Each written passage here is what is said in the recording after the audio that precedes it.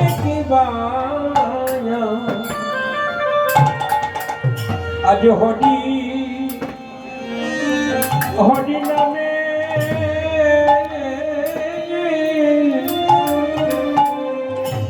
হরি নামে করে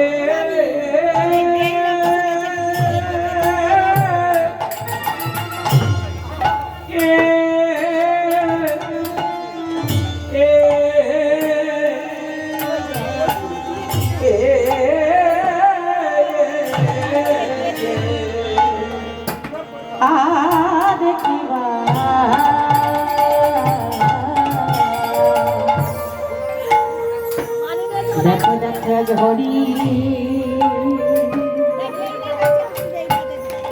হরি নামে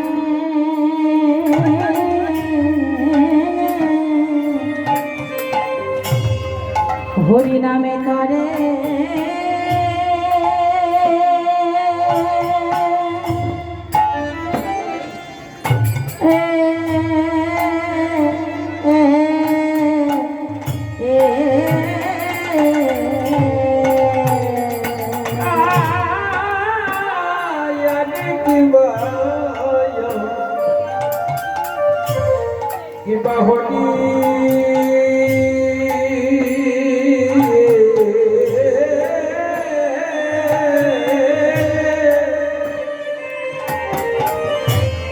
হরি নামে তরে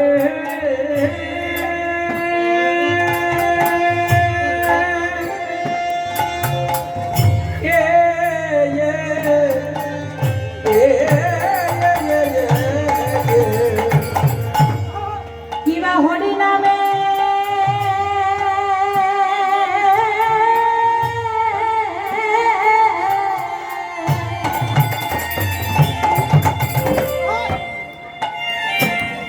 হরি নামে তোরে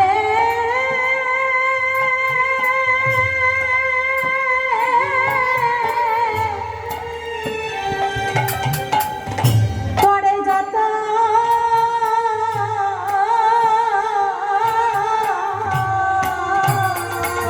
ও তোরা দেখে যা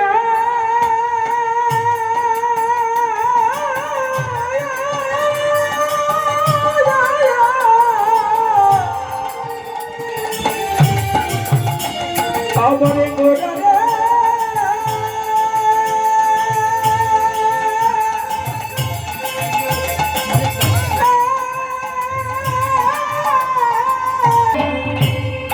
যত পাপি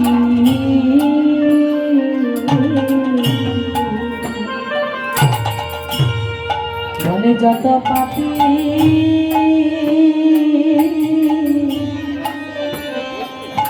পাপি পাপি রে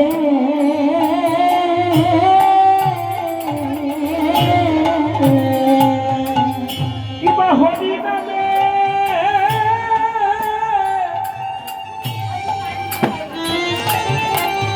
হরি নামে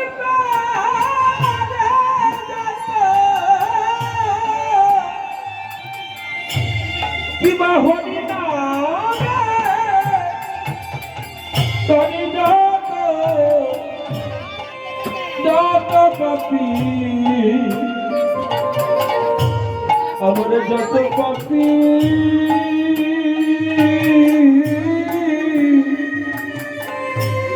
পাপি রে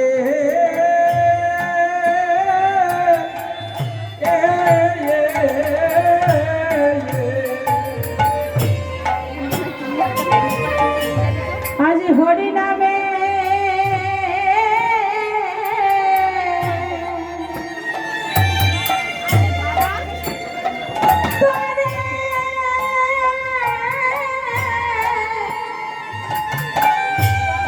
করে যত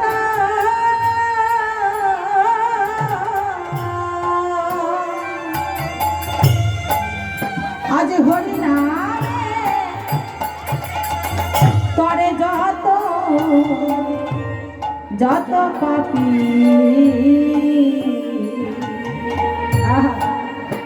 বলে যত পাপি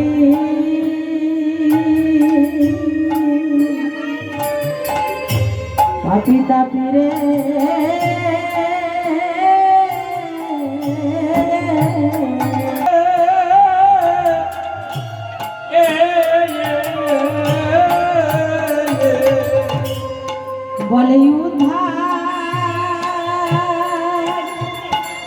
হলো রে দেখো দেখো উদ্ধার হলো রে বলে উদ্ধার হলো রে আগে দেখো দেখো উদ্ধার হলো রে ওই হরি নামের গুণে উদ্ধার হলো রে আজ হরি নামের গুণে উদ্ধার হলো রে আজ হরি নামের গুণে দেখো দেখো উদ্ধার হলো রে আজ এই ধরাতে উদ্ধার হলো রে বলে পাখি তাপি উদ্ধারিতে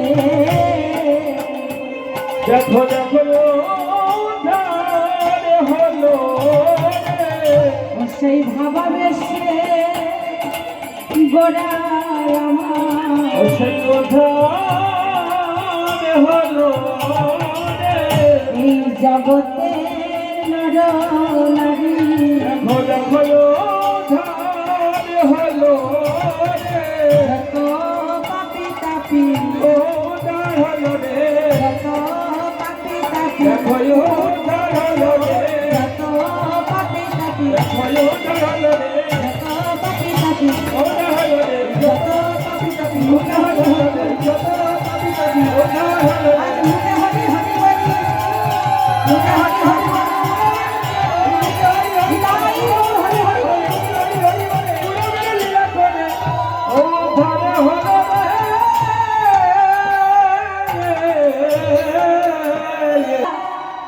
আর কথা নয় কিন্তু এতক্ষণ সময় দিয়েছি সবাই সবার সঙ্গে কথা বলবার জন্য সবাই সবার সঙ্গে আলাপ পরিচয় হবার জন্য আর কথা নয় আর সেবাও নয় সেবা কিন্তু আর চলবে না এবারে ভাগবতের সেবা শুনতে হবে করতে হবে হ্যাঁ তাহলে ভাগবত সেবা করতে হবে আর বহিরঙ্গের সেবা আর নয় জয় রাধে নিতাই গৌর হরি বল পদকর্তা কি বললেন মা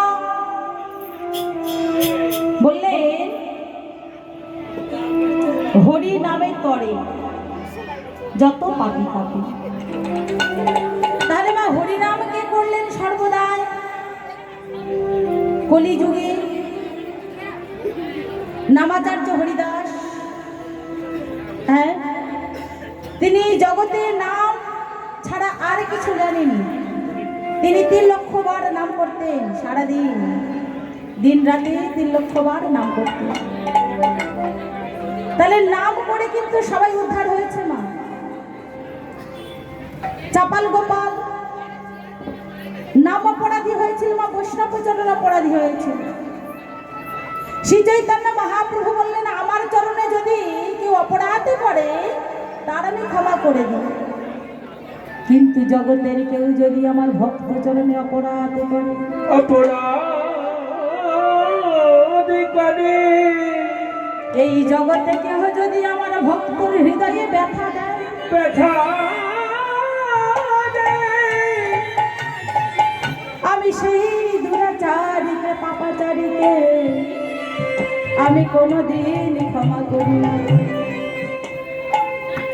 তাই মাগো সেই চাপাল গোপালকে উদ্ধার করলেন আমার ভগবান তার ভক্তের চরণ যত সময় না ধরলেন তত সময় তাকে উদ্ধার করলেন যিনি জগাই মাধায়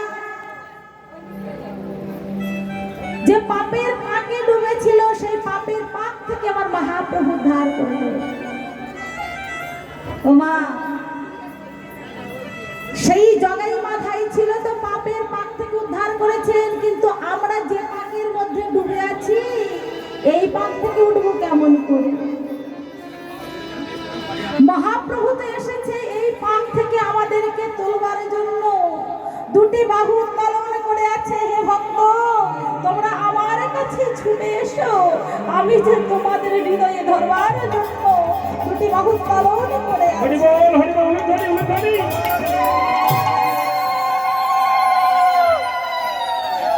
সেই মহাপ্রভু, এই যে আমরা পাটের মধ্যে লোভ লালসা চাওয়া পাওয়ার মধ্যে কাম ক্রোধের মধ্যে বশীভূত হয়ে আছে, মহাপ্রভু বললেন শোনো জীব, চারি যুগে চারি ধর্ম জীবেরই কারণ, কলি যুগের ধর্ম হলো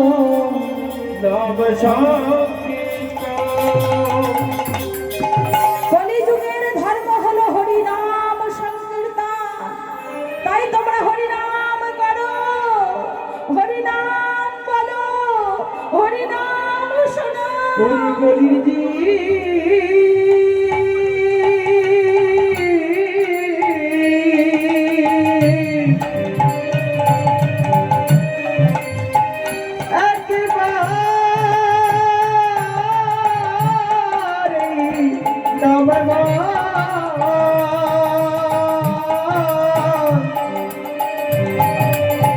ওরে কলির জীব একবার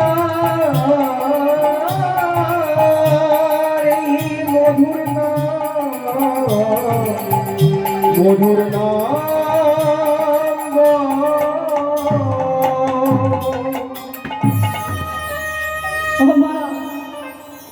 দেবশ্রী নারদমণি সর্বদাই হরিনাম সংকীর্তন করে, সে নাম ছাড়া আর জানে না। নাম তার বিশ্বাস, নাম তার প্রশ্বাস, নাম ভিন্ন নারদমণি কিছু জানে না। আমার ভগবান একদিন নারদমণিকে ডেকে বললেন, দেবশ্রী, দেবশ্রী নারদ, এই শোনো না। প্রভু, প্রভু আজ্ঞা করুন। নারদ, তুমি একবার মর্তধামে যাও। মর্তধামে একবার আমার ভক্তদের কাছে যাও, ওখানে আমার ভক্তরা আছে, একবার তুমি যাও। নারদ মুনি বললেন, সে কি প্রভু, মর্তে আমার ভক্ত আছে নাকি? মর্তে তো শুধু মর্তের মানুষ শুধু চাওয়া পাওয়া লোভ লালসায় ডুবে আছে, আর খায় আর ঘুমায়, খাওয়া আর ঘুম, চাওয়া পাওয়া ছাড়া আর তো কিছু জানে না। তাহলে সেখানে আপনার ভক্ত আছে প্রভু? সে কি নারদ, মর্তে আমার ভক্ত নাই? তুমি বলতে চাইছো মর্তে আমার কোনো ভক্ত নাই? চলো নারদ, তুমি আমার সঙ্গে চলো, আমি তোমার সঙ্গে যাব। তোমাকে একা যেতে হবে না নারদ, আমি তোমার সঙ্গে গিয়ে দেখাবো মর্তধামে আমার ভক্ত আছে কিনা। মাগো, ভগবান দেবশ্রী নারদকে সঙ্গে নিয়ে মর্তধামে আসলে একটা ব্রাহ্মণের বেশ ধারণ করেছে মা। নারদমণি আর আমার ভগবান দুজন ব্রাহ্মণের বেশ ধারণ করে ভক্তের বাড়ি উপস্থিত হয়েছে মা। কিন্তু ভক্তের বাড়ি উপস্থিত হলে কি হবে ও মা? যারা রাজসহিক ব্যাপার, তাদের কি যখন তখন সে বাড়িতে প্রবেশ করা যায়? যখন তখন সে বাড়িতে প্রবেশ করা যায় না। গেট লাগানো আছে, কপাট দরজা লাগানো আছে, দরজায় ধাক্কা দিলে, দরজায়